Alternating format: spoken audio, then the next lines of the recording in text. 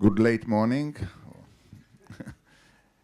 Here I am again. I don't know what happened that I'm chairing both sessions, but we are reaching now the round table part of this colloquium, which is, for me at least, one of the most curious and interesting part, because we are moving from research and presentation to some future-oriented activities that we would like to learn. Session 5, in fact, is divided to 2 roundtable and lunch in between. And I chair the first roundtable about museum and educational initiatives and the presentation of Jewish and Polish history. We will talk about educational initiative, which with 5 very distinct and knowledgeable people who are really expert in this issue. I would like to tell you that one of our participants, Veronica Chivetskia, is sick, and she apologized of not being in this panel. But other than that, we have Joanna Jeter from the City Gate Theater in Lublin, Tadeusz Wolensky, the Polish Institute in Tel Aviv, Nitsa Davidovich from Ariel University, and Nili Amit, the Polish-Israeli program of the Polin Museum. So these people will help us to understand the initiative, and we will discuss also the potential meaning of these initiatives. I try to frame some questions in advance and to send them to the participants. And I think the structure of this roundtable will be more question and answering rather than complete presentation. It nevertheless, especially for the first question that I will mention in a moment, some participants wanted to visualize it in a very small presentation. That's the reason we are pushed a little bit to the side. So whenever you have a presentation, I ask kindly the 3 people here to move for a moment so people can see the presentation, then to come back. So kind of an organizational way that we found it. So I think the first question will be a question of content, since we have people here who are in the business of museum education and innovative museum education. I will try to ask all the participants and to give the floor for all of you to answer whether you have, you can tell us about some original educational initiative that turn or may turn the museum that you participate in into a source of meaningful learning, which is, at least in Israel, kind of a buzzword for the future learning, למידה משמעותית. Can you tell us about these kind of initiatives? And as beginning of some sort of example, that on these examples, then we can ask some more abstract and innovative question that will analyze them. So maybe Nitsa, you can start with the presentation. So you can see about what I'm talking. The Holocaust and the Heroism Memorial House in Ariel was established as a living museum in 1992 by Yaakov and Irena Vodlavsky, both Holocaust survivors from Częstochowa. After they realized that the younger generation has little awareness on the memory of the Holocaust. So what is unique in this house?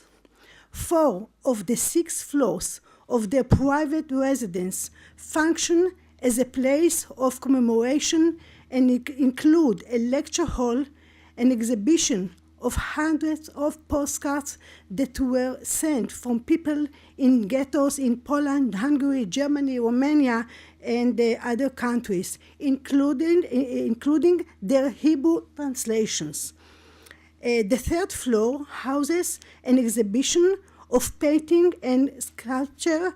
The works of Holocaust survivor included sculptor Shmuel Wellenberg, the last survivor of Treblinka, and painter Hofstadter. They were awarded a certificate of merit by Yad Vashem for their unique contribution and for their efforts in establishing this house, this memorial house. The exhibitions are visited by school children, part of the preparation for the trips, and high school students participate in a special program that trains them as guides in this house. The house hosts a series of education programs developed by Yad Vashem International School of Holocaust Teaching.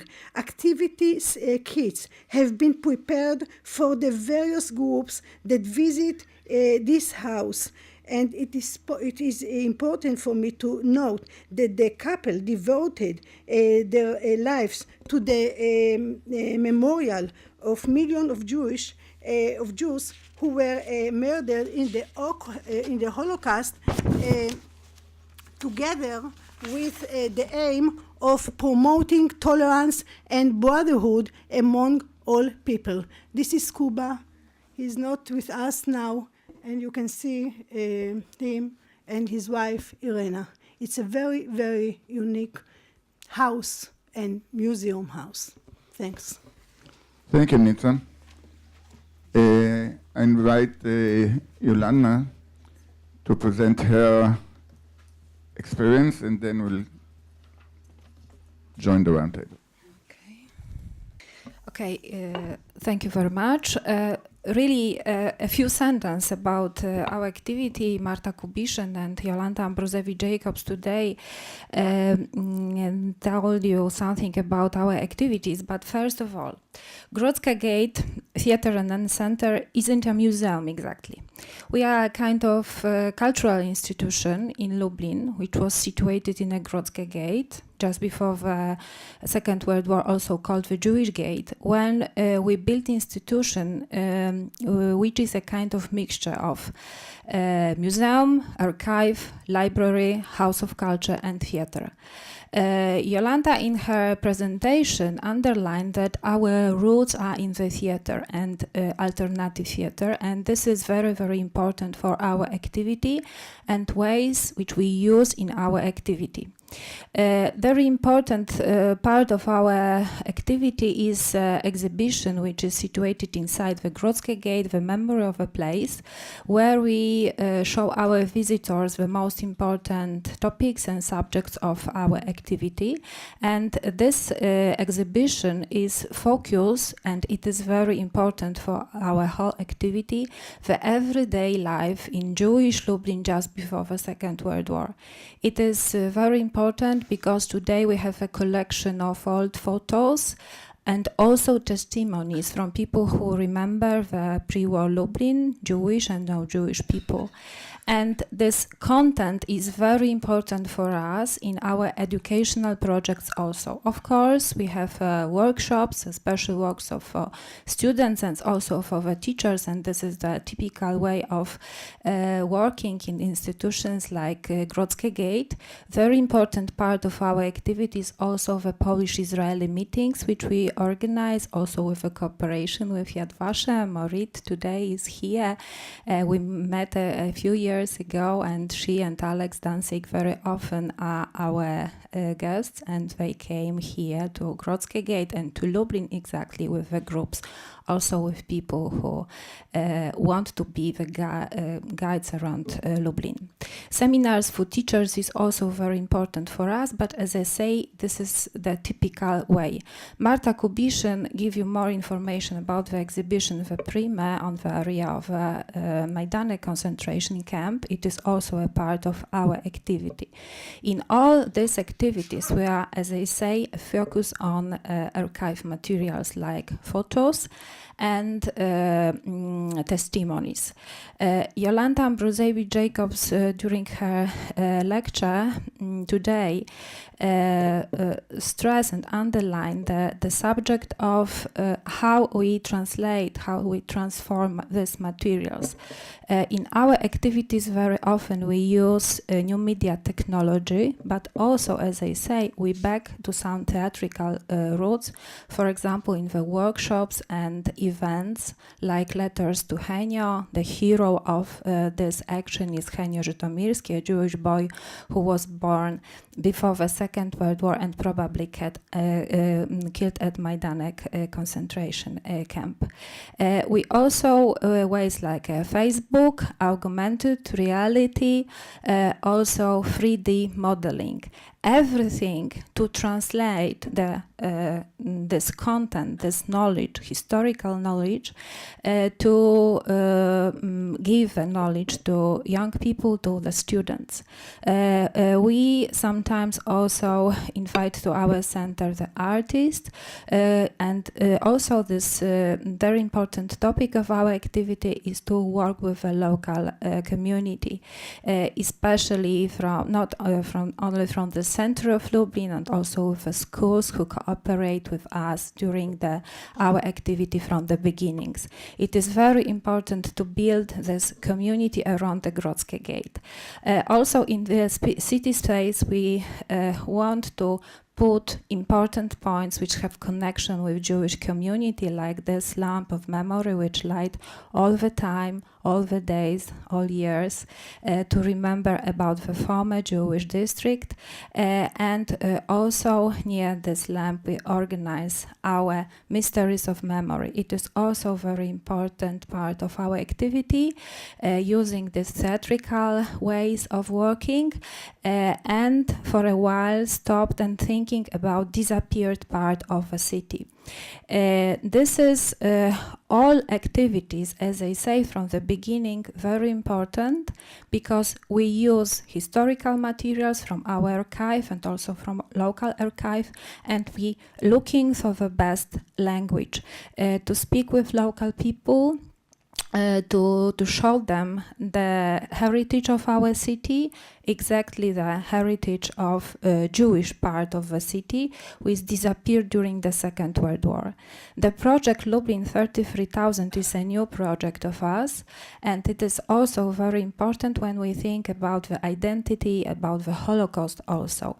Just before the Second World War, in Lublin lived 33,000 Jewish people. And the idea of this project is to looking materials about all of them. Person by person. Inside the Grodzkie Gate we have special files when we put information which we have from our projects and also after our researches. And this is also the new way how we work with memory, with testimonies, with archive materials. Here is the example of one file. Inside you have information about the member of the Henio Żytomierski family. And one sentence about our new project. This year, on 16th of March, so very soon, we start the project Lublin Memory of the Holocaust. It is something completely new because in the city space we build the memory trail. The most important point of this trail is Lublin Umschlagplatz, when we will have an artistic installation. Also, we put along the streets a kind of route from Podzamcze Ghetto to Umschlagplatz. Also, we want to sign in the city space the boundaries of Podzamcze Ghetto and some important for the Holocaust places. We start this project last year and we finish everything 16th of March. Here I have plaques which will be on the pavements on the area of former ghetto to sign the ghetto boundary. And here you have another kind of plaques. These plaques will be on the way from the Maharshal, where the march to Umschlagplatz started. And here a few drawings of installation which we built at the area of Umschlagplatz.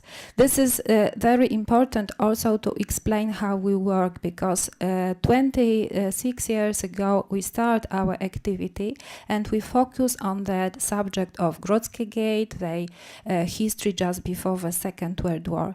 Today, the very important part of our activity is also the Holocaust subject. Thank you.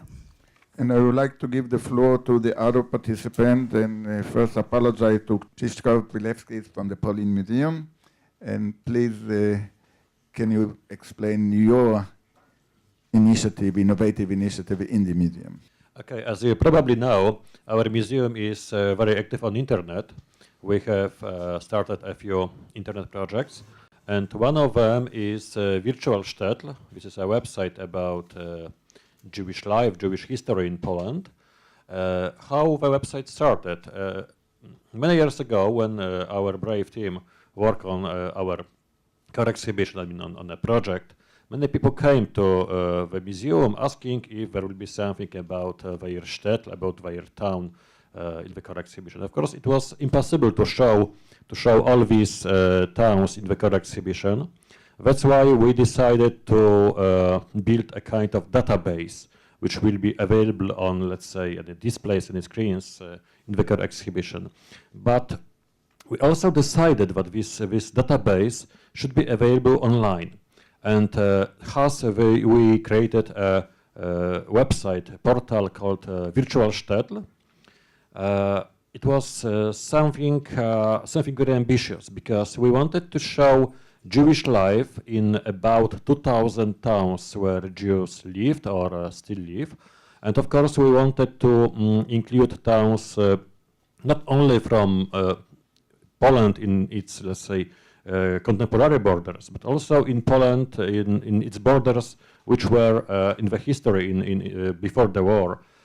So this is a website about towns, about Jewish communities in Poland, but also in big parts of Belarus, of Ukraine, Lithuania, also the Kaliningrad region. So we started from nothing, because in many cases this information about history of Jewish communities, history of cemeteries, synagogues, and so on, were not written so far. So we started from nothing. Of course, we cooperated with people, with scientists, with first of all various activists, various volunteers, local researchers to gather this information. And of course, it wasn't easy, but in a very short time we gathered information about many places. We also provide information in various languages. So I cannot use my presentation now, but I will tell you how. Probably I think most of them know Virtual Shtetl. Is anyone who doesn't know Virtual Shtetl? No, everyone. Okay, so I don't have to talk too much. So let's talk about its, let's say, educational value, because it's very important to provide this information to everyone. We know that in our museum we have about 1,000 visitors per day, but thanks to internet we can reach a much bigger cycle. And usually for last years we had about 1 million unique visitors per year. Last year this number increased, and we had about 1,300,000 unique visitors last year. So this number is very big, and it's very important that we reach with this knowledge to many people. Thank you, Chris. Nili, please, you can continue with the museum project. Okay, hello. I'm Nili Amit, and I'm the museum's coordinator for Israel. And I shall present only one of our educational activity, which has to do directly with me. We realized many years ago, about 10 years ago, that in order to provide some sort of a special incentive for Israeli youth groups visiting Poland to come to our museum, we need to prepare for them guidance in the Hebrew language. Because they are young, they are 17, 18 years old, their English is not on a very high level, and it was obvious to us that we cannot train sufficient number of guides in Poland who would know Hebrew and would be able to guide those thousands of Israeli youth through our core exhibition. So we prepared a contingency plan that we need to train the Israeli guides that are coming with the groups to get acquainted with our core exhibition. But of course, we had this plan, but it was a very long way to realize it, because you need money, you need to create this program, you need people who will implement it. So very close to the opening of our museum, we had a donor from Israel, Mr. Nimrod Ariyav, who was the Director General of the Israeli aircraft industries, a very, very impressive person, a Shoah survivor. He's also financing and helping the Brama Grodzka in Lublin. He comes from a little town called Bełżyce in Lublin, and he holds a ceremony there every year. So he's very much involved in the commemorating of the history of Polish Jews in Poland. And through his donation, we were able to implement this ambitious idea of educating the guides. And thanks to our wonderful partners, the Yad Vashem Institute and the Israeli Ministry of Education, we together created a special course for Israeli guides to come to our museum to get acquainted with our core exhibition, and also to plan a special path for the Israeli youth to go through our core exhibition. Now, we are aware that this is not enough, because usually when we have a lot of educational activities for Polish groups, for children from the age of 4 or 5 up to youth and students. But for the Polish children and the Polish students, we can prepare a program which is goes much in depth. I mean, they come for short visits, they visit 1 or 2 galleries, they have workshops. We can use the time that they spend here, several hours, in a completely different way that we can with the Israeli youth, for several reasons. The Israeli youth come on the so-called Holocaust trip. They visit the death camps. They visit places in Krakow and in Warsaw or Łódź that are connected with the history of the Holocaust, not the history of the Polish Jews. And in order to come to our museum, they have to forgo one of the topics that were traditionally planned to be part of their visit. Their visit was also cut short by 1 day. It used to be 8 days. It's only 7 days now. So it's a very tough choice. What should they skip in Warsaw and go to the museum? So after this choice is made, the bottom line is that what they have for the museum is like 2 hours. 2 hours brutal. So coming and unloading the backpacks, going to the toilets, seeing the core exhibition. And but we together with Yad Vashem and the Ministry of Education, we came to the conclusion that something is better than nothing. And the two governments in their meetings decided that the visit at our museum is a very important part of the education. And I'm quoting Rabbi Lau, who said that it's about time that we learned, everybody, Poles, Israelis, that we learn how the Jews lived, not only how they died. So this rich history, long, rich, very diverse, with ups and downs, is presented here. And we want the Israeli youth to come and see it. And once they come and visit the core exhibition with their own guide, the guide that stays with them for the 7 days, and he knows how to pinpoint the various parts of the exhibition as part of their trip. He knows what they saw before, what they are supposed and expected to see, so he places it in the right context. For a guide, our museum is a very important tool.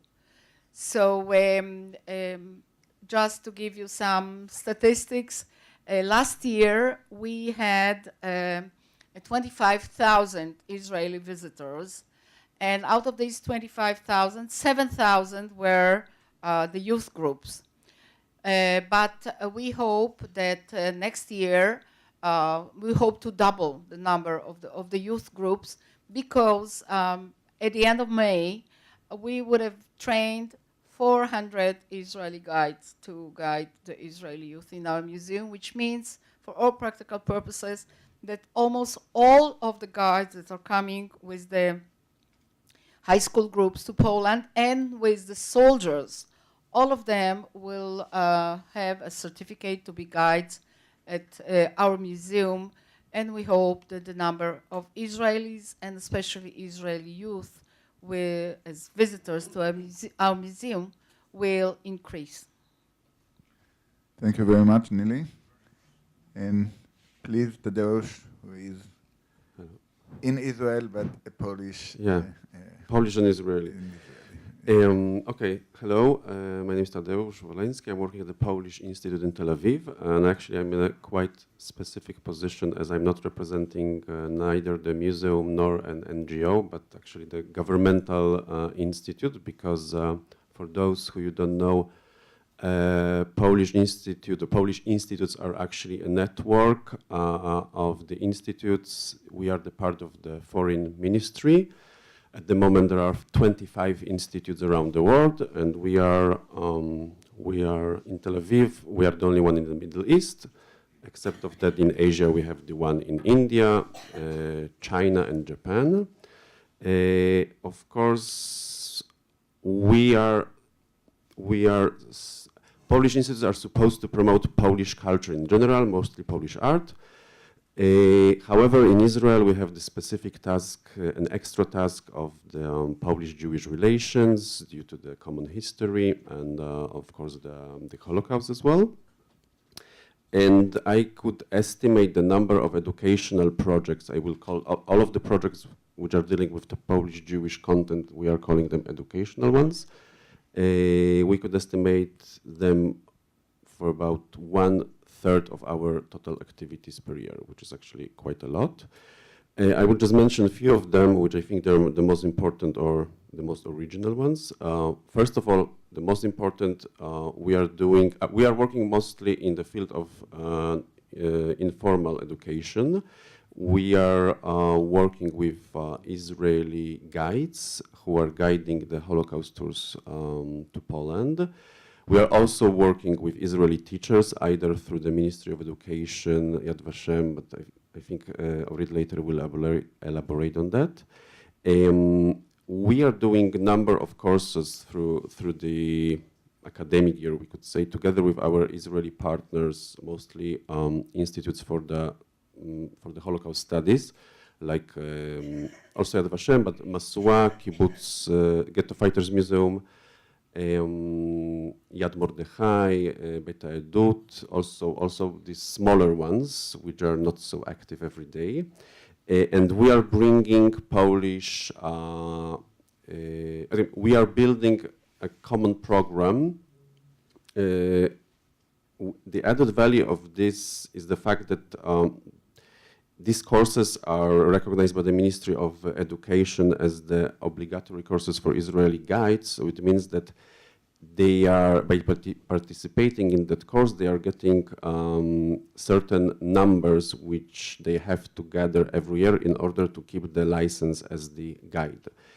And within that framework, we are bringing Polish lecturers from the different topics, of course, mostly history, but also sociology, literature, and so on and so forth. And actually here are many people who already participated, like Edita, Gavron, or Joanna, a few months ago. And I have to mention that we also managed to bring to those lectures people who these days are considered as a controversial, I could say, like, for example, Jan Grabowski, which was mentioned before, or even Gross as well, but this is off the record.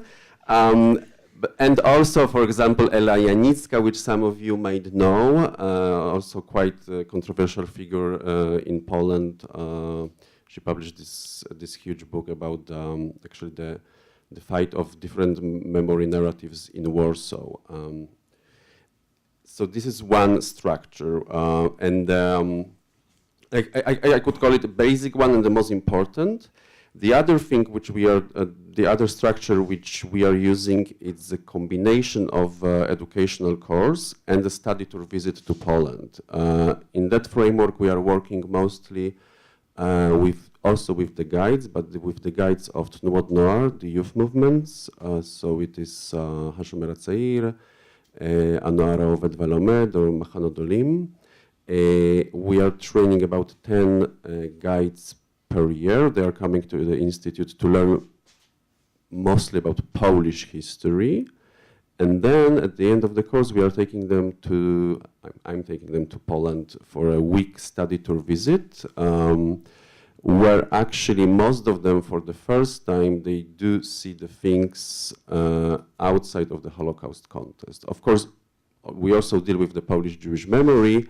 We are visiting, obviously, the museum here and many other places. We go always to Krakow and Warsaw, but on the way, we are going also to small provincial places.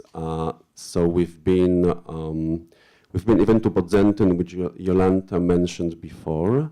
We were in, almost every year we are in Będzin, where we are visiting people who are responsible for Brama Zuckerman activities. We've been, for the first few years, we are going actually also to Wrocław, also to see, obviously, Jewish traces, but also to meet with the Roma community. Because all of this, as you know, mostly Israelis and Tnuot Noir are very into these social issues and aspects. So it was very important for them to include something from the current minorities in Poland. So this is another structure within which we are cooperating. The other thing is, since we are, actually in Israel, we call ourselves Polish Institute, but in many other places, the formal name is Polish Cultural Institute, like for example in New York. So this is an important thing to remember. So we are sometimes combining the art and the education or memory as well. And actually lately we are doing this very nice project. I really love it. We are working with the poem of Avraham Sutzkever, Zur Poilen. Do you know it? Yeah? Okay, great. So actually we decided to give this poem to the students of Bezalel Academy, students of graphic design, or actually illustration, Iur in Hebrew. And what was wonderful about that, because as you know, for those who know this poem, this is the poem which Avraham Sutzkever wrote in 1946 after Kielce pogrom. And actually he described the history of Polish Jews through all these 1,000 years. And this is the poem full of love and full of hate at the same time. And this is basically his Shir Preda, I mean, his goodbye poem to Poland. And then he left for Paris, and then he came to Tel Aviv. This is a shortcut of his curriculum. Anyway, we gave this poem to students, and you know, art students, they are not very much into history in general, but we prepared them. We had the lecture before giving them the poem. We had the lecture about Abraham Sutzkever, and we interpreted this this poem together with a translator who translated from Yiddish to Hebrew. Quite famous journalist, by the way, of Haaretz, Ben Imer. Some of you might know him. And actually, like these Israeli students, they were very much, I mean, surprised that the life of Polish Jews were so vibrant, and the community was so rich. And actually, this maybe comes to the other topic, which was raised already a few times here, that there are some issues with the education, both in Poland and in Israel. So like, as Israeli students are quite well prepared maybe to come here at the framework of the Holocaust visit, but they are not really taught well about the richness of the history and the culture of Polish Jews in the past. The extra thing about that project is that actually parallel to the Israeli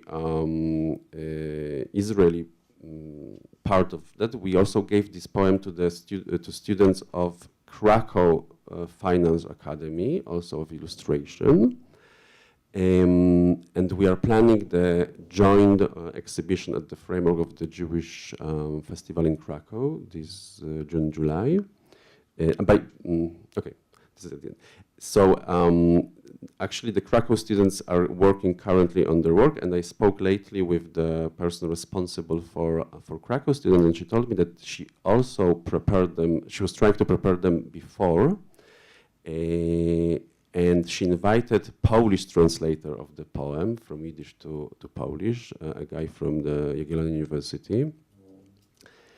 And actually, it was very, very hot discussion, she told me. That also, again, this, okay, we could say art students, but still, they were not aware of the fact that so many bad things happen in Poland regarding the Jewish community and Jewish history.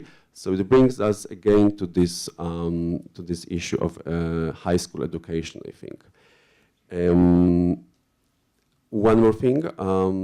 We are doing, actually, in 3 weeks, there will be opening of the Israeli works, I mean, Israeli students' works on Sutzkever, which will be, they will be displayed at the National Library at the Givat Ram campus in Jerusalem.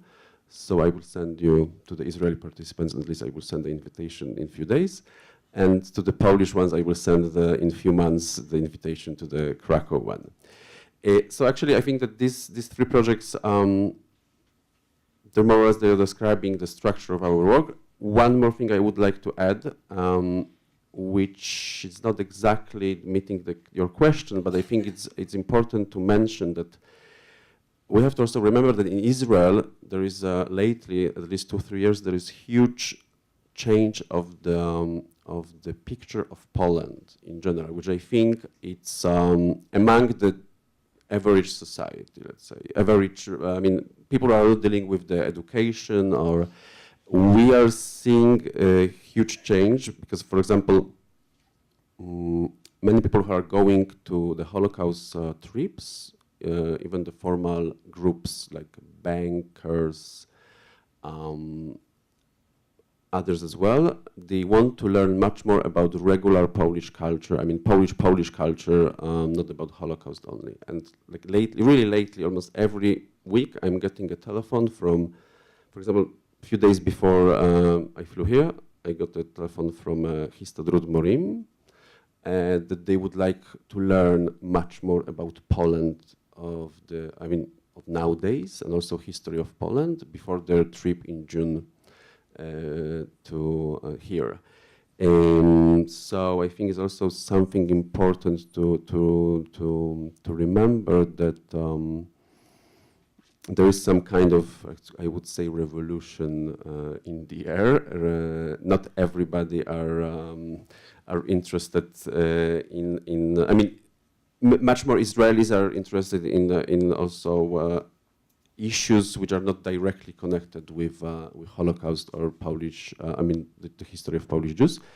And maybe a symbol of that, it's something quite strange what happened lately. I don't know if you heard that a lot of Polish airlines announced a few days ago that it's opening 4 new routes to Poland, between Poland and Tel Aviv, including very strange destinations. I mean, with all respect to Lublin, but I think it's a risky business step, but I'm not the analyst.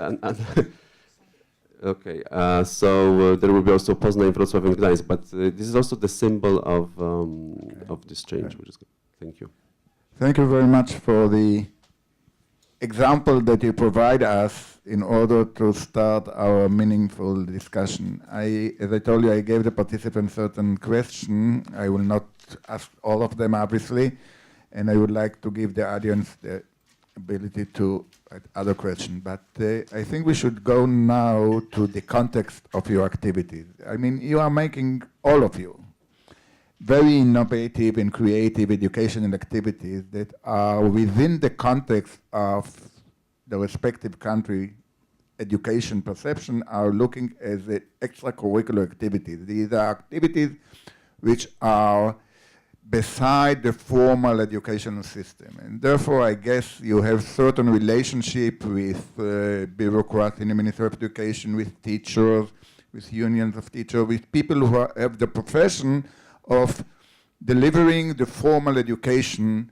on the topics. And here you are coming with new techniques, with new context, with new idea, with new methodology, and you had to face it within a context of the formal education. Are you competing with them, collaborating with them, have certain relationship with the official field of education in the respective country? I would like to know if it is an issue, and if you have an example to show you the relationship that you develop with the formal education system in your country. So, Nili, maybe you can start. It's a very, very good question, because it has to do with our next, I hope, a very big project of the museum. Because you are absolutely right that we sort of cater to the non-formal part of the education. Of course, in Israel, the education about the Holocaust is part of the program, but of course, the trip to Poland is not mandatory. On the contrary, there are some controversial opinions about those trips, not about the issue itself. I guess that was the general shift of Israeli politics to the right. I guess the majority views the trips as something necessary and positive, very Zionist, very patriotic, but the issue is that the students that can afford it are only the students that come from affluent families. So I heard Eyal in a non-formal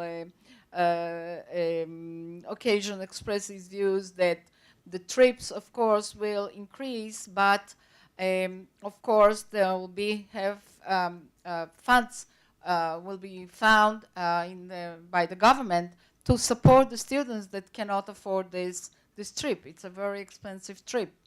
So this is, again, the visit at our museum is even more non-formal than the Holocaust trip, because the Holocaust trip is supposed to strengthen the Zionist feeling of the Israeli youth, of the necessity of the state of Israel, and the visit to our museum is very extracurricular. But what is wonderful is that there were some yesterday school principals were mentioned.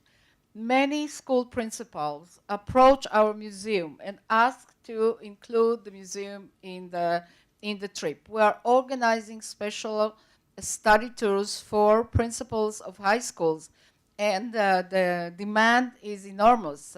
We're having now the third or fourth group, and we'll have many more.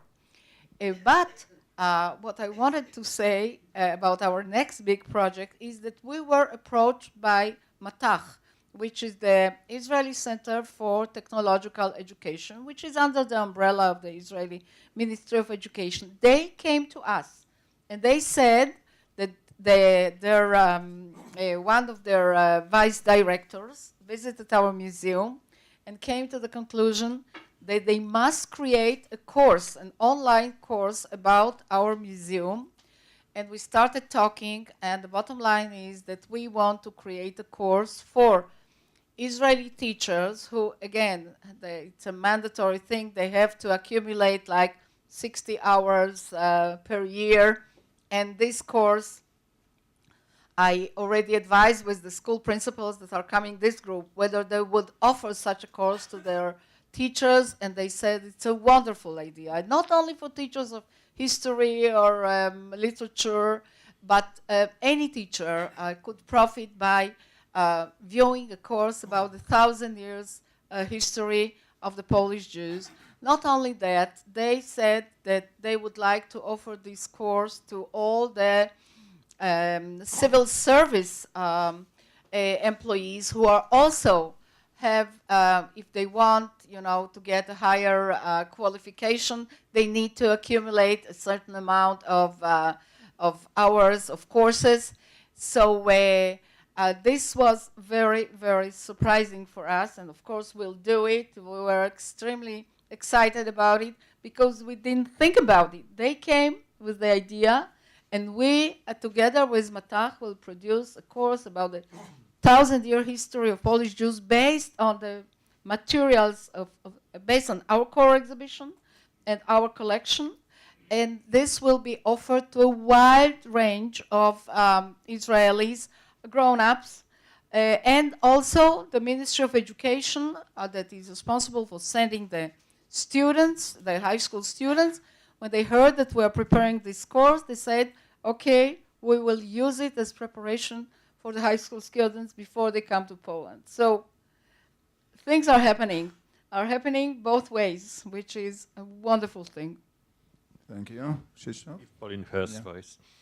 Okay, so of course, when we talk about virtual Stadt and our other such project, for example, a project about ratios among the nations, we know that this knowledge, this material is very often used by students, by kids in various schools. For example, they use it in various projects about the local history, about history of their town, and so on. So in this case, they have, let's say, ready material for work. It's also used by teachers. And I remember when we organized a kind of historic competition for kids 4 years ago. In their works, we found many texts just copied directly from the virtual Stadt.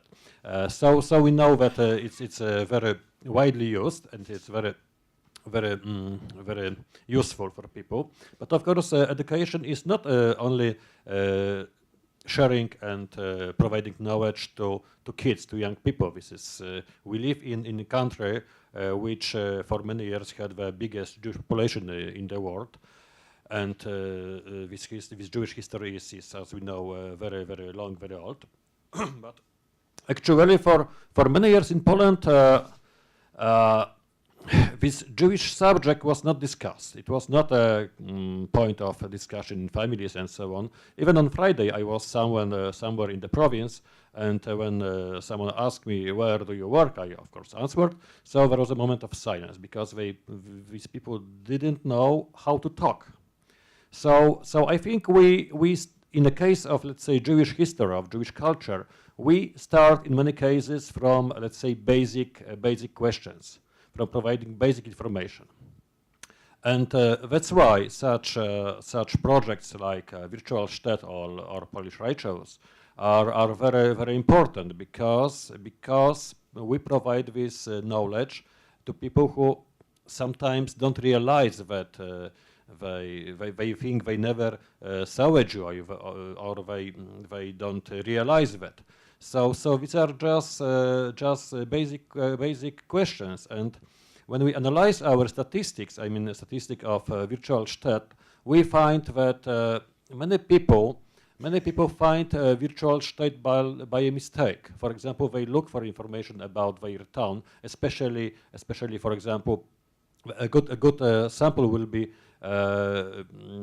this time before the 1st November, when Christians visit their graves. So people look for information about local cemeteries, and first of all, they find information about Jewish cemeteries, because there is no such database for Christian cemeteries in Poland, and for the Jewish cemeteries we have such a database. So many people find such information just by a mistake, and this is very good, because I think in many cases they realize, wow, Jews lived there, or Jews still live there.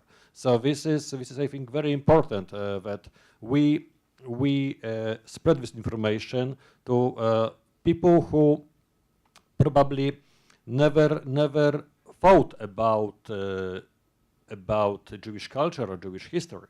So this is, I think, very good, and especially in Poland, when, as I said before, we have to start from this, let's say, basic information. Thank you, Joanna. When I think about our educational activities and formal school education, I think we are in a very close relationship. And it is very important for us, because Grodzka Gate isn't a point on this formal school education as a point which school children have to visit or something like this. Very important for us is that during our activity we build a net of teachers, and this is very important. So we want to cooperate with them, and this is the natural way how also we work today.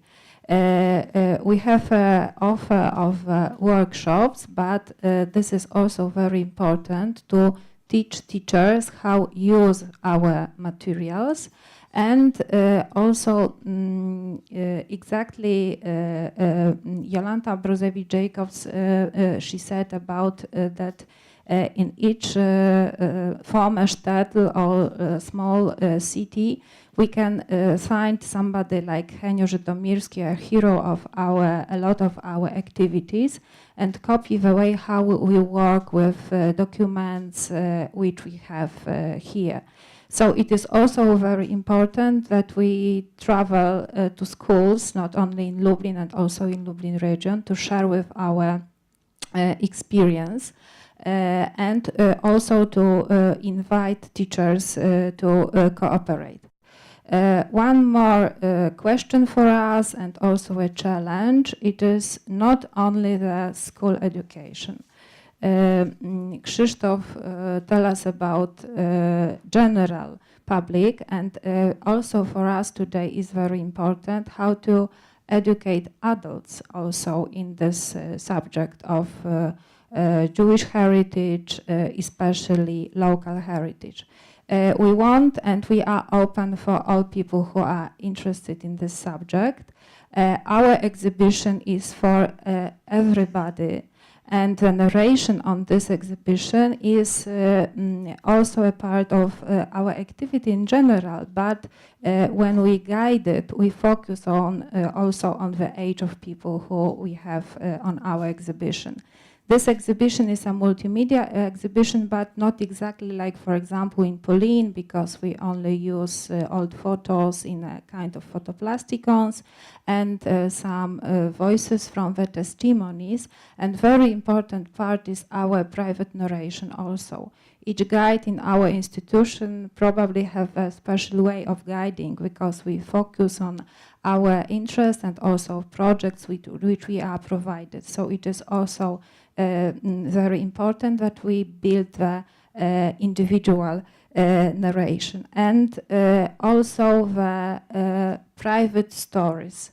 This project 33,000 is also a very good example, because we not speak about the Jewish community in Lublin in general. Of course, we can build the timeline because today we knew a lot of facts, etc., and also we have a lot of materials.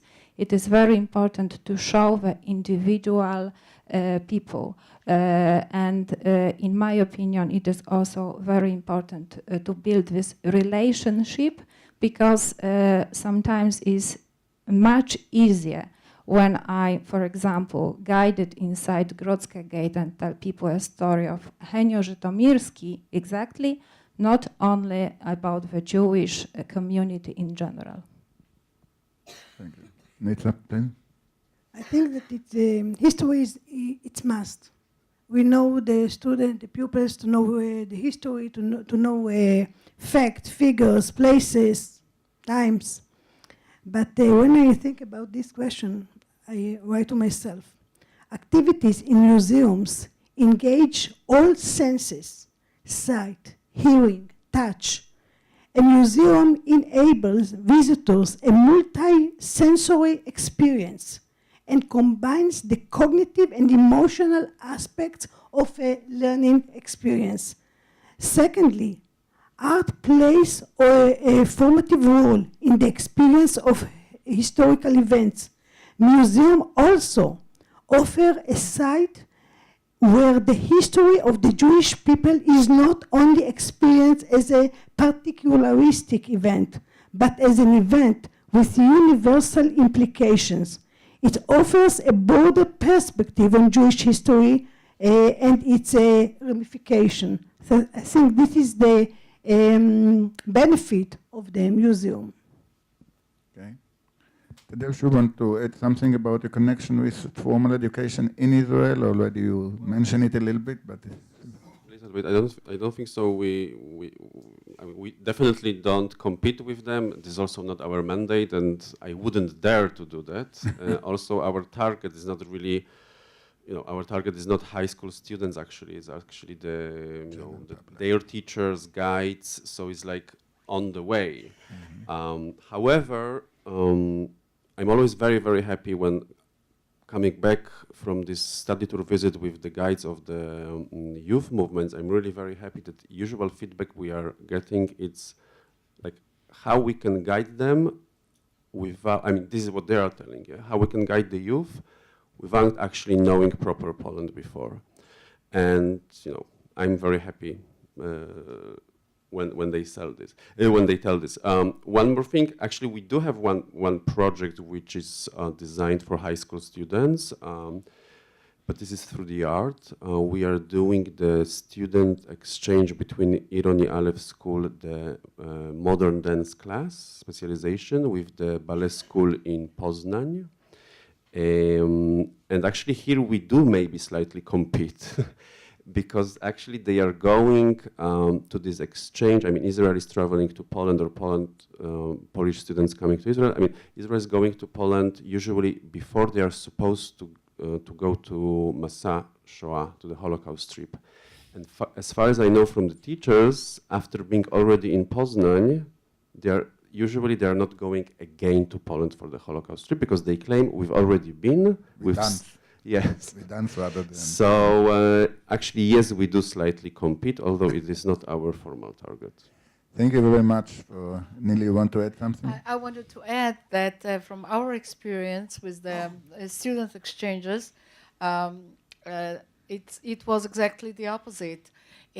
All the students that came on the students exchange before the formal trip, all of them came on the trip, and the students that they visited before came to visit them, with the bigger group. So it was, on the contrary, they wanted to come to Poland. They wanted to have this special experience of visiting the concentration camps, but also an additional incentive was that their friends, their Polish friends, organized themselves to come and meet them.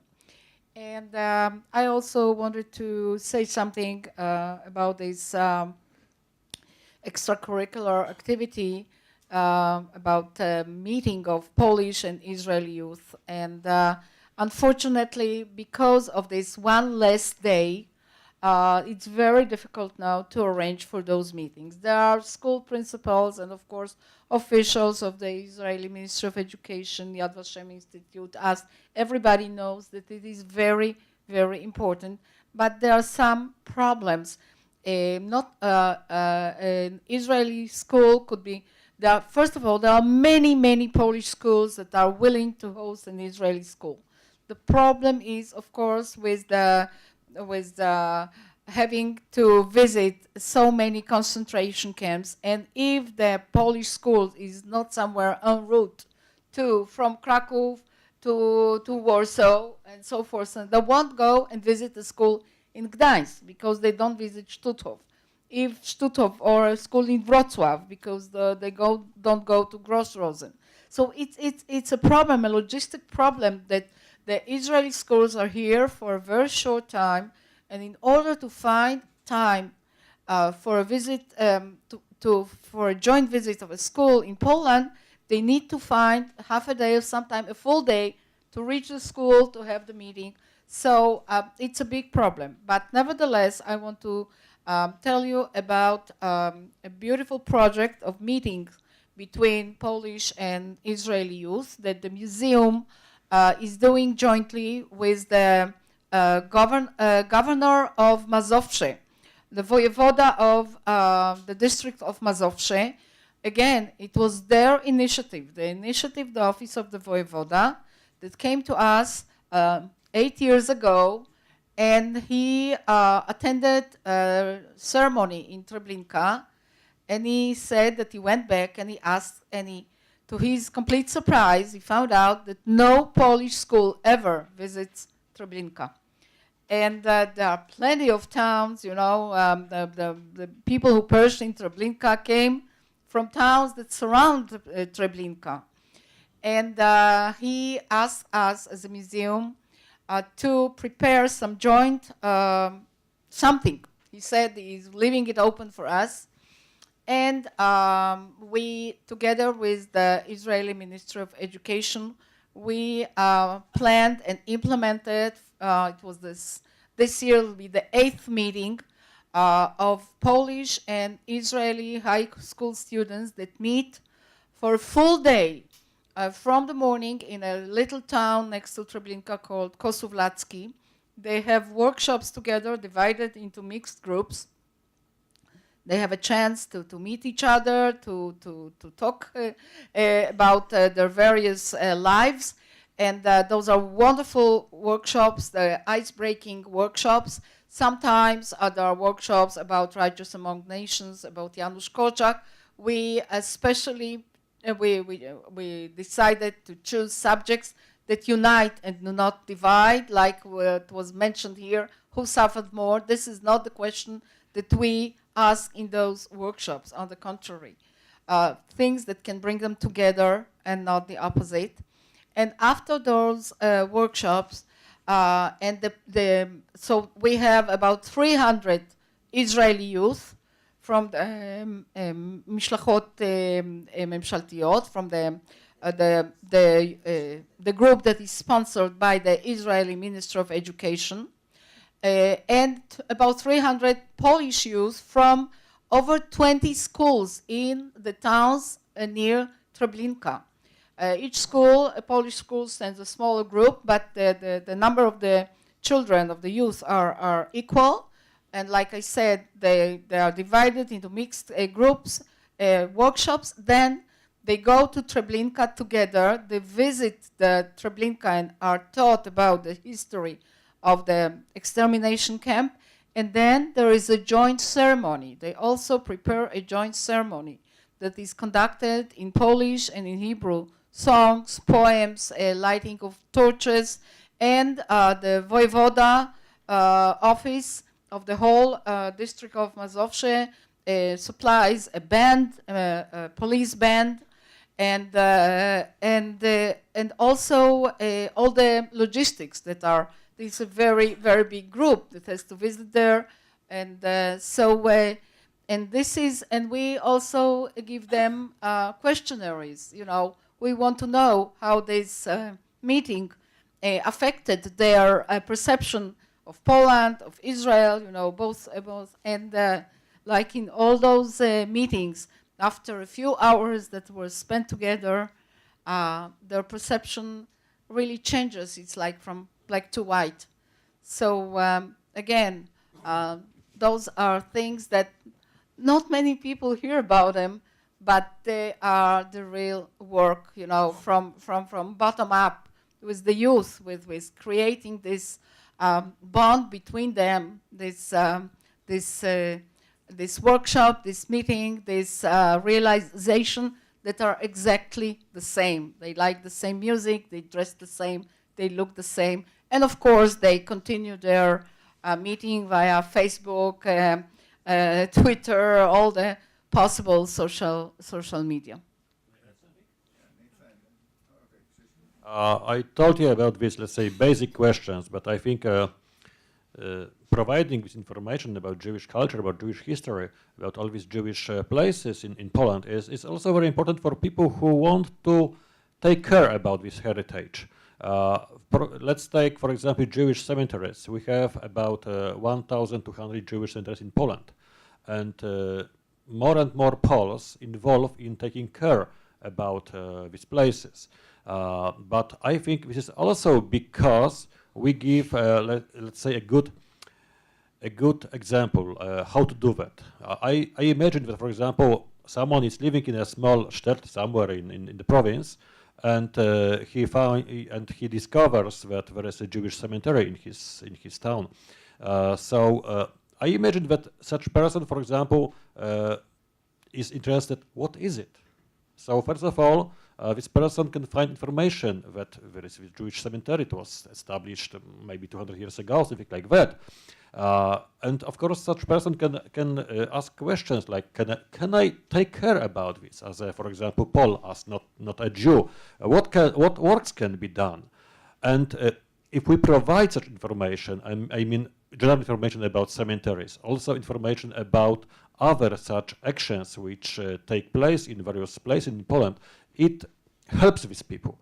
It encourages them to do similar projects. And I think this number of such actions, of such projects increases. So this is, we cannot imagine how people use this information which we provide. So I think it's very important for various people, also for all these people who are interested or who are going to be interested in the Jewish culture and taking care about this culture and this heritage.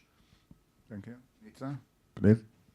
Yes, Irit, you talked today about the Gewirtig, and Nili, you talk about the trips. I want to combine. It was Mordechai Gewirtig that wrote in 1938, as you said, בעברית, רק שרידי קירות יעידו מה שפה היה. If we can translate it, that only the walls can testify to what happened. So this speaks to our own responsibility to learn how to see, to understand the historical experience from space and emptiness. And I have to say that I was with my student in some places, and they asked me, while we are here, we can't see nothing. Yes, to see from the emptiness. This is our challenge, I think. Okay. Thank you. Which brings me now to basically the last question that I will initiate it, and I will open it to the floor to the public. Well, you are dealing with a sensitive topic. I mean, Jewish-Polish relationship, Holocaust, collaboration, rescue, bystander. The Holocaust issue in Israel also transformed into various phases, and it is within kind of a opaque political setting. I mean, there are other stakeholders who have their voice about the issues that you are trying to educate the public. It's not math, it's not language. You are dealing with human beings' past, and the past is still present. It is not a remote past. It's a past that shaped identities, and you have a lot of partners, politicians, journalists, celebrities, all kind of other agents of, I will call it faked education. Fake now, it's the issue. Yeah, that compete with you. I mean, and I wonder, first, what is your attitude toward the fact that you are within a very contested arena and you need to react to these, let's say, much more vocal voices through the media by politicians and by leaders and by those who have the voices you didn't have, that you don't have. So in a sense, this sensitive issue creates a lot of controversies, debates, political implication, and I wonder how you reacted and what is your opinion vis-a-vis this kind of setting that you are basically involved. Do you ignore it? Do you face it? Do you transform it into a different mode of deliverance? There's a lot of issues here because the topic is a very contested one, a very troublesome one, and other people are using it or maybe abusing it for their other reasons. So I wonder how you deal with this, I would say, not that pure arena or context that you're always involved in. Can you give us example of certain controversies? Can you give us some opinion about how you face it? I guess you have a lot of examples, and I wish that this question can open the floor for further questions from the audience. But let's first give the 5 experts to react to this, I would say, challenging question. How you deal with this troubled past that you should to convey in order to create a more educated and enlightened youth through the way of education? Who wants to start? Well, I will start, but I would say that for the museum, at the moment, it's not a challenging question because we are now in a sort of a honeymoon with the Polish government and the Polish media and everybody. We are in a huge demand from schools, from kindergartens, from educators.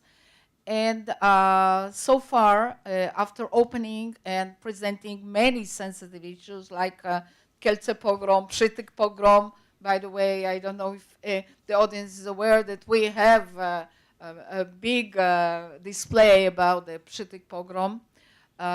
So we are sort of enjoying, I don't know how long it will last, but what I can say for sure that all the Polish government from the start, the communists, the Platforma, the PiS, all the Polish governments very strongly supported the idea of creating this museum.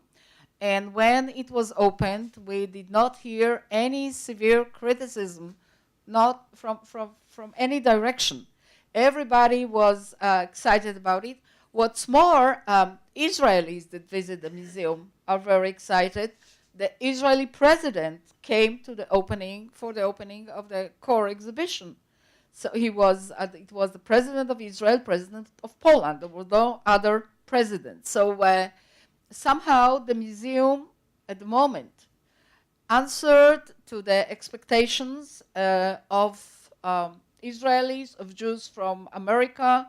And let's not forget that the museum was created by a team of international scholars from Israel, from Poland, from the United States, from Europe.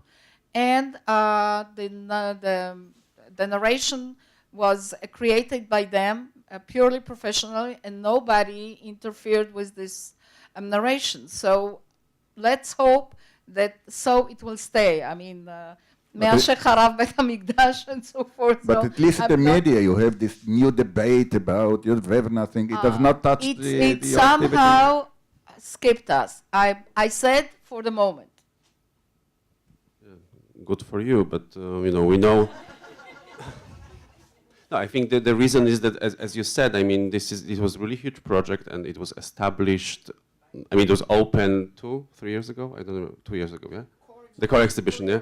So I mean, you have some big credit, and but we Poles know other museums examples. I don't have to raise the name of the Three City Museum in Gdańsk, and no comments. Well, I'm representing the governmental institution, and as I said, I'm reporting directly to the so-called public diplomacy department inside the foreign ministry.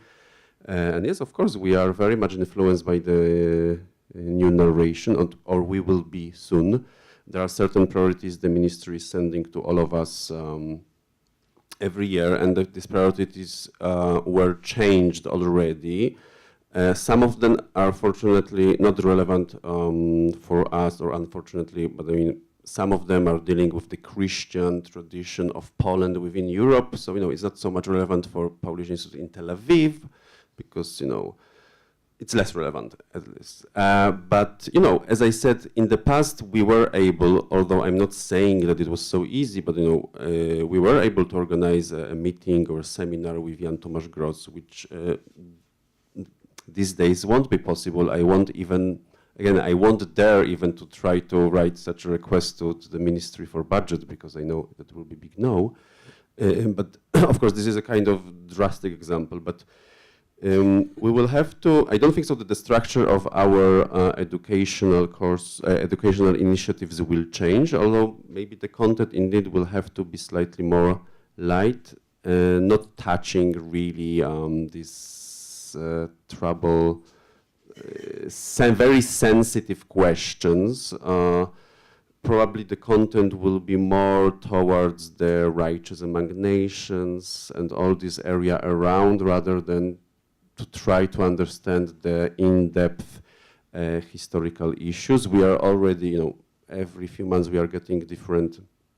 Ministry, for example, is sending us different books which we are supposed to work with, or we are supposed to distribute among the Israeli libraries. And yeah, for the last few months, we are the books from the area of Polish-Jewish relations are only the books about how the Poles were good during the war and so on and so forth. In the past, few years ago, we got this. For example, there were this book published, for example, by even the Ministry of Foreign Affairs, Inferno of Choices. I don't know if. So we were, and we even had the link in our website to download the e-version, and we had to remove it a few months ago. Yes, this is we are under big influence and direct influence, I would say. But let's hope for our work to go on. One of the Israeli minister, do you have any influence? Okay, Joanna, yes. Maybe a few sentences about the Grodzka Gate, because at the beginnings we are not happy like Polin Museum, because at the beginning the local municipality hesitate if give a permission to open the institution, which focus only on the Jewish heritage of our city. And the first and the most important thing, and the first and the most important person is Tomasz Pietrasiewicz, the director and the builder of this institution, and his very huge work. First, to speak with local people, with the local municipality, and explain why we want to build institution like this, why we want to work with this subject, and how important it is for the local community.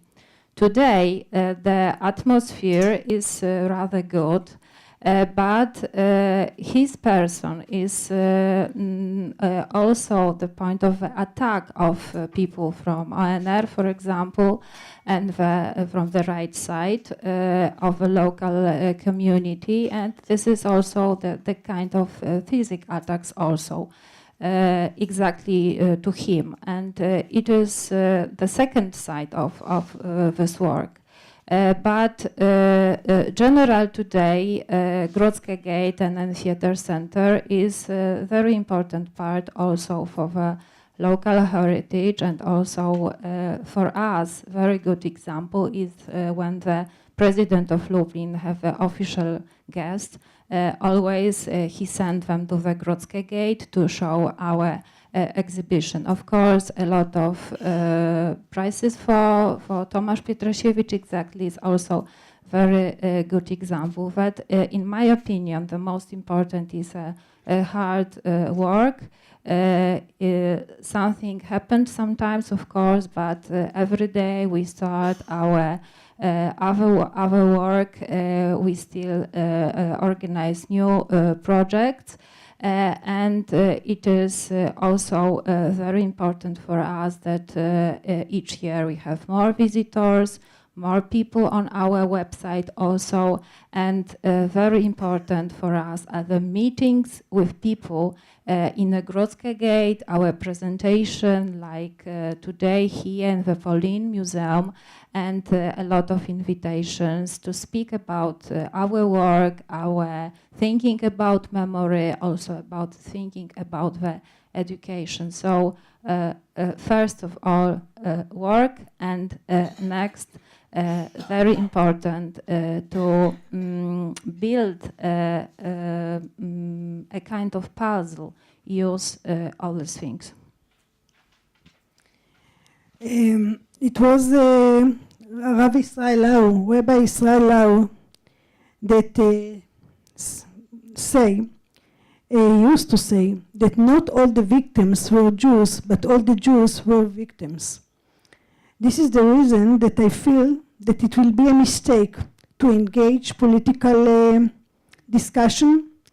I think that the memory has the potential to unite everyone, and I prefer to make the most of this potential. And one personal sentence or something, I want to say that it's not clear that I'm here because my name is Nitza. My grandparents came from Yemen, not from Europe. My last name is Davidovich. It comes from Transylvania. And today, when I saw the huge people that they took and take part in this conference, I think it's fantastic. Hasidim and religious people and non-religious people, and I'm from Ariel, and so many people. So I think it's really unique. Thank you very much.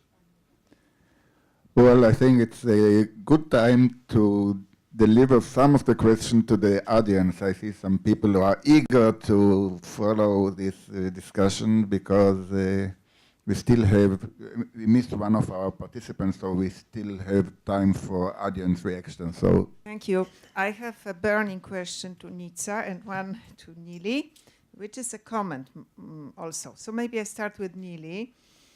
First, in Poland, there is actually a discourse which is among elites, I would say, of educators, whether what should be the content of Jewish, Israeli, Polish youth meetings, whether the Holocaust should be included or not. And it's apart from the museum. I'm thinking about cities, towns, small places as well. And for example, Bogdan Białek from Kielce, a great leader of Jewish-Polish dialogue and reconciliation, he thinks that that's why the monuments, memorial sites are present in Poland, so the youth should visit them together. And some educators from the ministry, from the ORE, from the former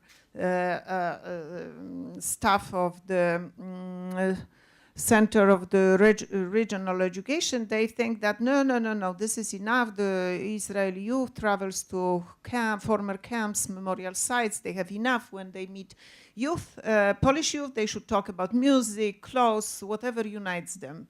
Not enough about dark history. So we have two opinions. And then Michał Bilewicz's studies revealed, and Michał and his team revealed that, yeah, everything is fine. The mutual attitudes are getting better. as long as there's no the history as a topic. History meaning Holocaust, of course. When the Holocaust becomes a part of those discussions, the attitudes are not getting better. And actually they're getting, both sides are getting frozen. And he attributes it to the totally different approach to history. First, Polish youth lacks of good argumentation, how to argue in history disputes, contrary to Israeli youth, which is very well prepared. And then the emotional aspects and accusations, of course, of the involvement of Poles, which I mentioned earlier this morning, which is one of the taboo topics. So this is not, I'm confrontational. I don't think the picture is all that pink and happy and everything. So this is a comment, but also a question. What is your opinion on this course in Poland? Apart from the museum, should the Holocaust be part of this meeting, or it's enough and they should really meet and talk about nice things and how common, what they have in common? And my burning question to Nica, because I really cannot go back to Krakow without this answer, which I keep it for 2 days. Why the findings of your excellent mega studies on visits of Israeli youth to Poland are different from Eric Cohen's findings? And if you could just very shortly to tell, okay, thank you very much. Okay, Yola, I have to disappoint you because the museum is not conducting Polish-Israeli encounters anymore. So it's very difficult for me to tell you whether this or other approach is, more common or what it should be. I can tell you that we conduct a lot of student meetings, student exchange. We've been doing it for the past 11 years. Israeli student exchange, and also this summer school, Pauline Meeting Point, in which Eyal also takes part. So for the students, the Holocaust is absolutely a part of the meeting. It's part of the discourse, part of the discussion on the, yes, university students.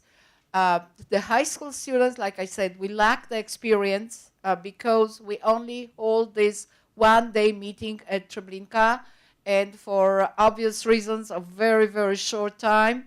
The meetings usually are those ice-breaking or one workshop about Janusz Korczak, which is of course connected with Treblinka. So so of course this is a Holocaust topic, but it's not controversial. So I'm sorry I cannot answer your question as what would be our approach. How would we do it if we had the tools? Personally, nearly a meet opinion is that we should concentrate on the topics that unite, not those that divide. For a very short meeting, if there's, because a student exchange takes several weeks, in Israel several months, you have time to discuss, to conclude, to think. Those are more mature people. And for young people, to make this confrontation, like you said, especially as there is no preparation whatsoever on the Polish side, I think it's imbalanced, completely imbalanced. Okay. But Yolanta, it's secret what I'm trying to say. You have to know that the Ministry of Education gave us $1,000,000. It was a grant. But I am a free researcher. I have to go with the findings. I appreciate a lot Professor Eric Cohen, but I wrote what I found, me and all my colleagues. Oh, this is another, I can talk about, but not now.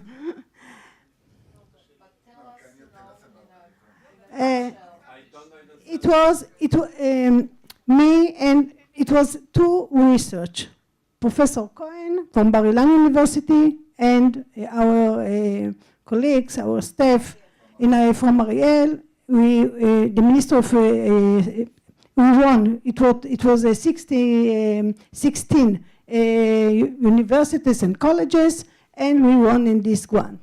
And it takes, I think, 3 years, and we gave the Minister of Education the findings. So Yolanta asked why it. Okay, but what are the differences between what you find? What you find? What is the change? The difference. Well, first of all, I don't think it's a secret because you have publications. It's a joke, yes. Yes, of course, of course. And then I think this week the IRA big meta-analysis will be published. I think it's out of press already. IRA, International Holocaust Research Alliance, and it has been a 3 years long study, meta-analysis of empirical studies in more than 60 countries at a few continents. So yes, but I just don't want to refer your findings, but that's your... What is the difference? But we still don't know what are the findings. Can you just in few sentences tell us? Yeah, but this is the odd... Yeah, I know. It looks like a big secret. No, okay. No, but this is the author, so why I don't think entitled to... You are. Just few sentences. Tell us, please. Okay, whether the visits of Israeli youth to Poland, mainly to the camps, they have positive long-term effects or not. So this is, I think, okay, maybe it is relevant because it's a big educational question. It's relevant for our symposium. He wrote about the positive effects, and we wrote also the positive, and we have recommendation what we have to change. Yeah. It's okay. Yes, of course. It was more complex studies. I think your study, according to me, independent Polish researcher, was more complex and gave, I think, also more complex findings, not only positives. One example, you ask what is negative. The preparation. There is a problem with the preparation. We know it. Okay, this is one point, but there is a lot. Preparation before the... And after that. Well, this is exactly the thing that I wanted to face, which I talk about this political context, but to do it on a more, let's say, professional level. There are many research that are, and basically this Nitsa and Dan Soen research is the most known one about the impact of Israeli youth delegation to Poland after kind of a long term of these things. And there are some controversial debates, some of them involved with politics, whether it creates more humanistic, open, pluralistic, democratic identity to these people, or whether it increases chauvinist, nationalist, anti-humanistic creation. And these issues surface in media and get distorted by politicians and start. That's what I mean, is kind of not that pure context that we are always there. And I think you have this kind of an example. And I think Nitsa wanted to give you this professional approach, and it's open to question, obviously, but we should learn about it, I think. So this was the issue of the Eric Cohn versus the Dan Soen and Nitsa Davidovich. Yeah, we have books. So this is...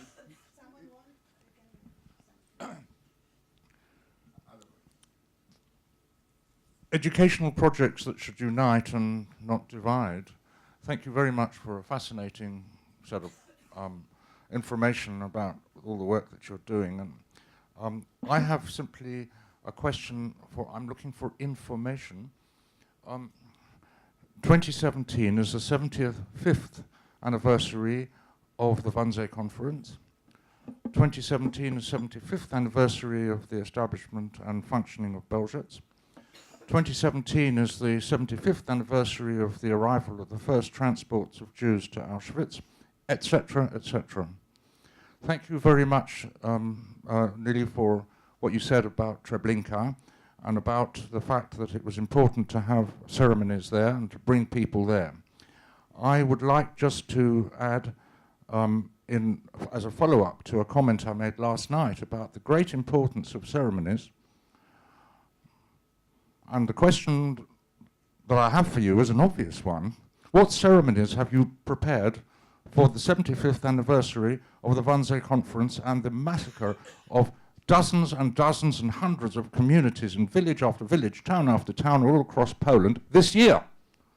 What arrangements can you tell me about of ceremonies involving voivodes, mayors, schools, everything else, all the things which we learnt from Professor Bilecki yesterday are sustainable if you get your act together?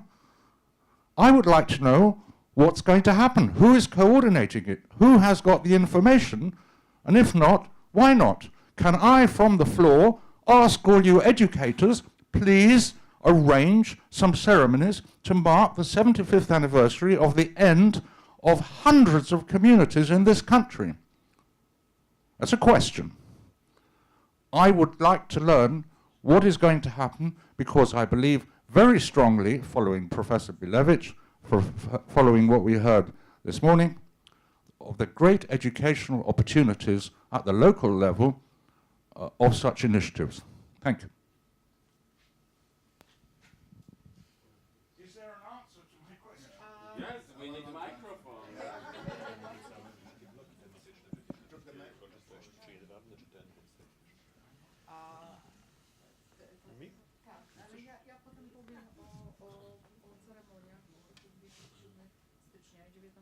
Okay, Gili will say something about all these ceremonies. I will say what, for example, the Polish Museum made us to provide information about this. For all these anniversaries, we have special, let's say, information blocks on our websites.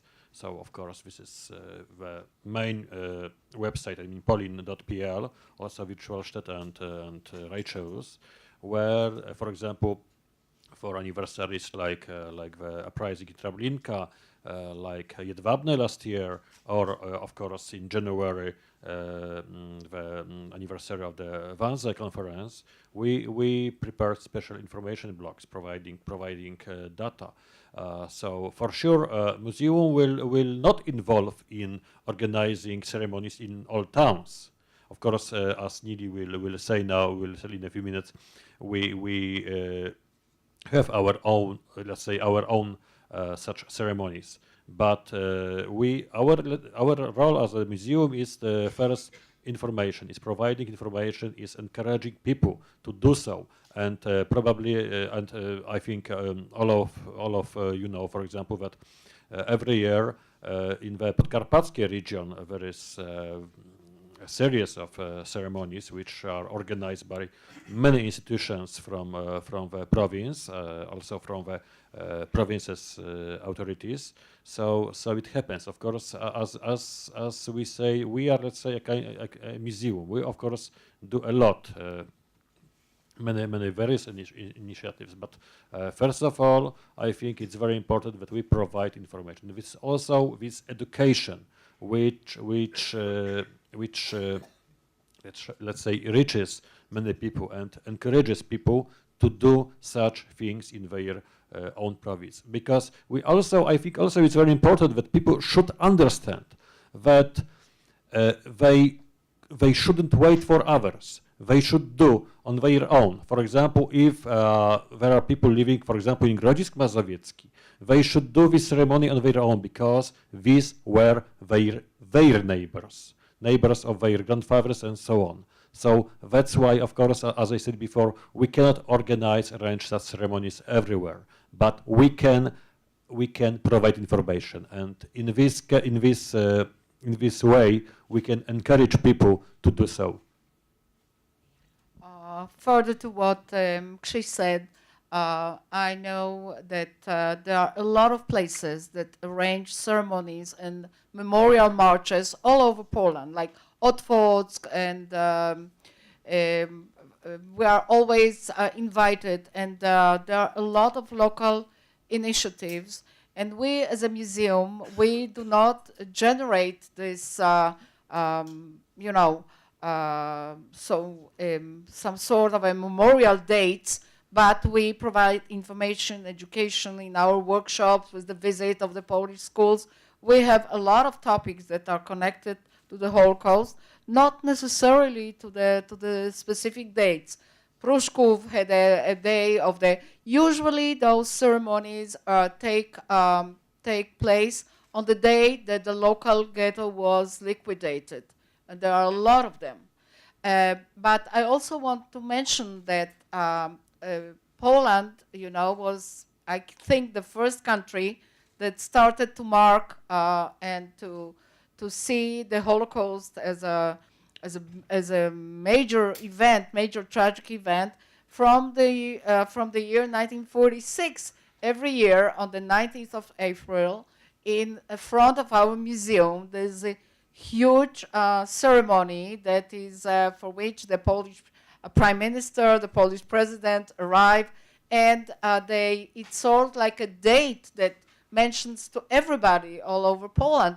And now for the past 7 years, we also have, again in Auschwitz and in front of our museum, this huge ceremony on the January 27th, the International Memorial Day.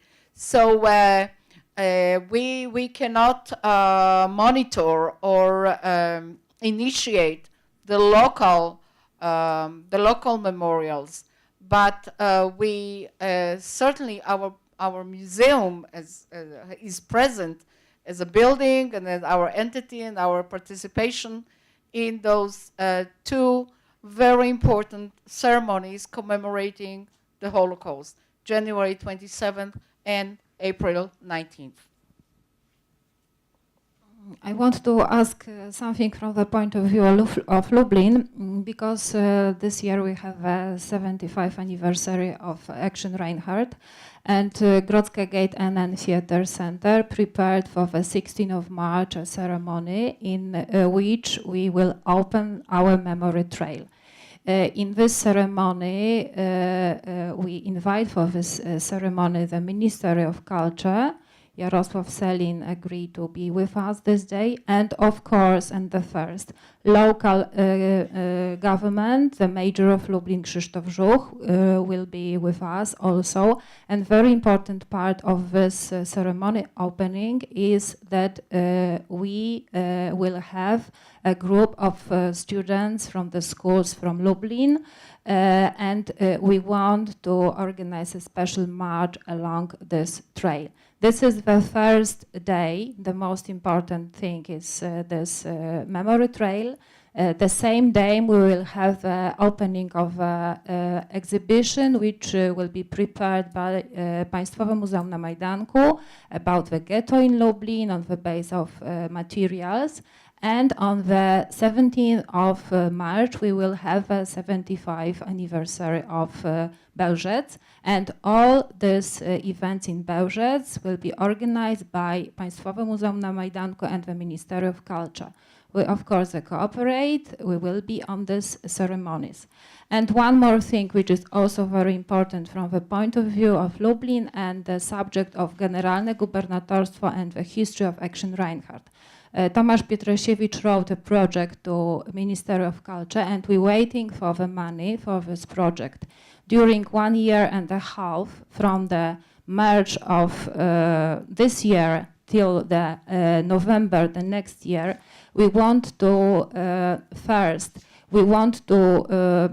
complete our knowledge about the Action Reinhardt in Generalne Gubernatorstwo. We want to know as much as we can about the time of the Holocaust, about the extermination of Jews from Lublin. And next, and the most important, is we want to work with the local communities to encourage them to commemorate Jewish communities in this place. But we need a special money for this because we need people who work with us in this subject, because the most important thing is to encourage local people to work with this subject. Of course, we knew a lot of places where we can come and ask about it and think together about the commemoration and organize special meetings. But first, we need more knowledge, and next, we need people who want to help us in this subject. Someone else want to raise his hand for the last two questions? Oh, can I ask? Okay, my question is about the particular challenges of Orthodox groups, and particularly, somewhat anecdotally, I think if most Israeli school children come on a Shoah trip, then the Dati'im, they come on a Shoah and Dead Rebbe tour, and sort of the question is both how, and they, again, my own children went with their yeshiva groups, and they go to Lublin and they see the yeshiva there, but they don't go to Grodzka Gate, and they come to Warsaw and they see the cemetery, but they don't come to the museum. So the question is both how to bring them in, but also how to speak to them. I mean, are there special programs or ways to engage them, open their minds? Well, I think there are special programs in Israel for various sections. I don't think that this particular group can provide a comprehensive answer. Yeah. I can give a very short answer that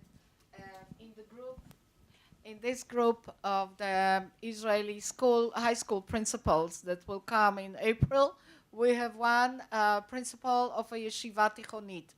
So only one, but it's the first one. It was his initiative to join the group.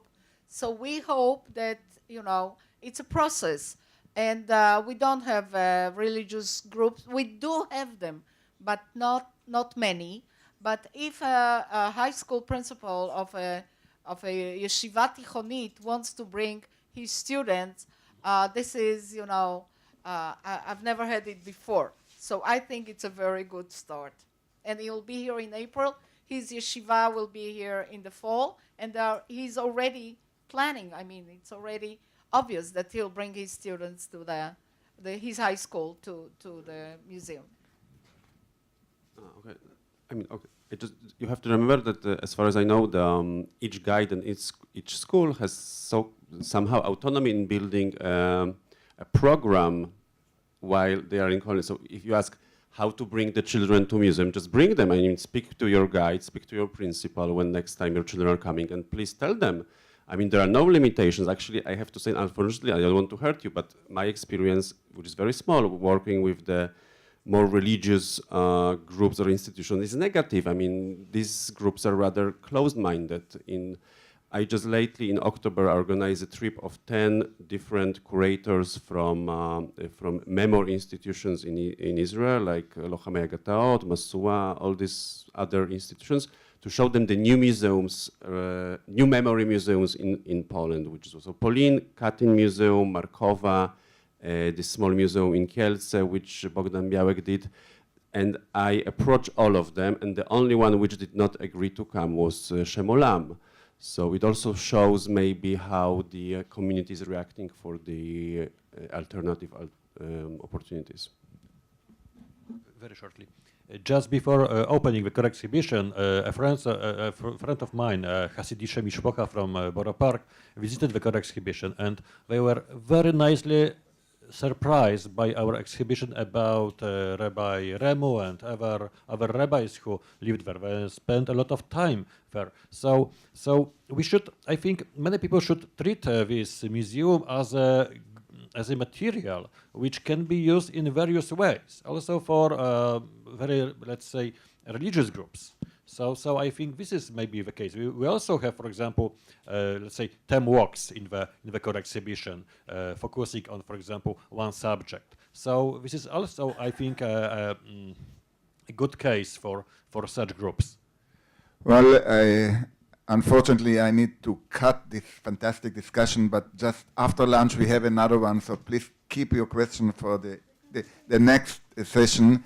It was great to hear from you, and it's, we cannot end it with conclusion, but the fact that it started to raise this question make me feel quite very good.